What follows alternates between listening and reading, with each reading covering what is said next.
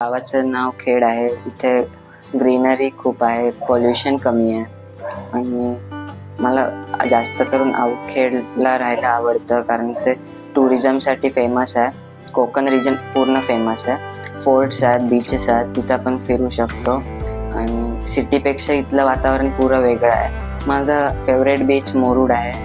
तिथे बऱ्याच वेळा जातो मी. जास्त करून डेव्हलपमेंट होते कोकणची. माय नेम इज नील वैभव बने and I was studying in LTT English Medium School in Khed. My aim is to crack JEE and become a successful person and IITian. ही माझी स्कूल आहे. माझ्या स्कूलचं नाव LTT English Medium School आहे. ही खेड्यातली पहिली English medium school आहे. आज मला 94% पडले आहेत आणि आय एम व्हेरी हॅपी. माझ्या सक्सेसमध्ये स्कूलचा भरपूर मोठा रोल होता, पण एज्युटेकचा पण रोल होता. मी जेव्हा सॉफ्टवेअर घेतलं तेव्हा त्याचे फीचर्स मला फार आवडले. त्याची बुक्सची क्वालिटी पण चांगली आहे. बुक्समध्ये QR होते, ते स्कॅन करून आपल्याला व्हिडिओज भेटू शकत होते. लेक्चर्स होते.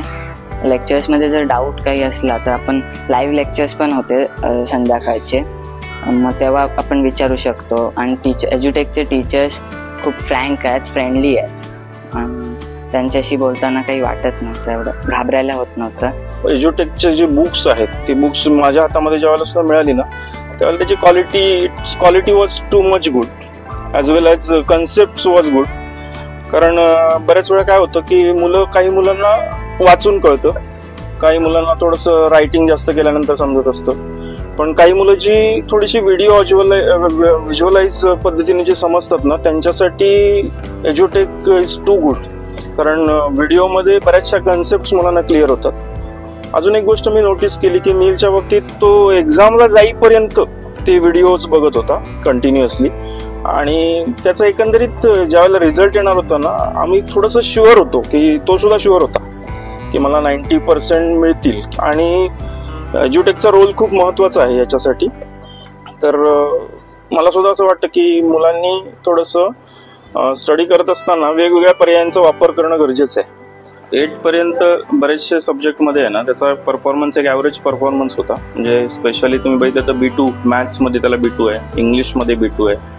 परंतु 8 मधून 9th मध्ये ज्यावेळेला आला त्यावेळेला थोडासा त्याच्यामध्ये मॅच्युरिटी लेवल वाढत गेली आणि तीच 10th मध्ये अजून डबल झाली. म्हणजे स्वतःहून अभ्यास करण्याचा जो काही पार्ट होता ना, तो त्याच्यामध्ये वाढत गेला. म्हणजे स्वतःला काहीतरी बाबा मला काहीतरी बनायचं आहे किंवा काहीतरी चांगले मार्क्स मिळवायचे, हे एक त्याच्यामध्ये एक इच्छा तयार झाली आणि त्याच्यामुळे त्याचे एफर्ट्स वाढत गेले. कारण सध्या एवढी कॉम्पिटिशन वाढलेली आहे, त्याला मी नेहमी जाणीव करून देत होते आणि त्या दृष्टीने त्यांनी 10वीला गेल्यानंतर त्याच्या मॅच्युरिटी प्रमाणे त्यांनी म्हणजे व्यवस्थित अभ्यास केलेला आहे चांगला, आणि त्याच्यामुळे त्याने हे सक्सेस मिळवलं आणि त्यामुळे आम्ही सगळेच आनंदी आहोत, खुश आहोत. म्हणजे आफ्टर द कोरोना इफेक्ट्स म्हणजे आपल्याला ऑनलाईन एज्युकेशनकडे स्टुडंट्सला न्यावं लागते.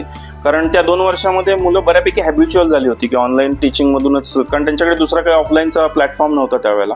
आणि थोडंसं त्यानंतर मी ज्यावेळेला हा निर्णय घेतला की नीलसाठी आपल्याला एज्युटेक हा सॉफ्टवेअर घ्यायचा आहे, त्यावेळेला मला थोडासा डाऊट होता की आज मुलं ऑलरेडी मोबाईलमध्ये इतके हॅबिच्युअल झालेली आहेत की अजून एक ह्या प्लॅटफॉर्ममुळे कदाचित काही नुकसान होऊ शकतं का, म्हणून थोडंसं माझ्या मनामध्ये डाऊट होता. पण ज्यावेळेला मी त्यांची बुक सेट्स बघितली त्यावेळेला थोडंसं मी कॉन्फिडंट झालो की केवळ एक व्हिडिओ नाही आहेत, तर त्याच्यामधून मुलाला रायटिंग प्रॅक्टिस मिळेल, त्याच्यानंतर तो कुठे चुकला हे कळेल आणि त्याचे डाऊट्स क्लिअर होतील. ते हे कळल्यानंतर थोडंसं या कन्सेप्टवरती माझा विश्वास आला आणि आत्ता मला त्याचा रिझल्ट खूप चांगल्या पद्धतीने मिळतोय की जेणेकरून त्यावेळेला मी जो डिसिजन घेतला होता तो योग्य होता, हे आत्ता या सगळ्या प्रोसेसमधून योग्य ठरलेलं आहे.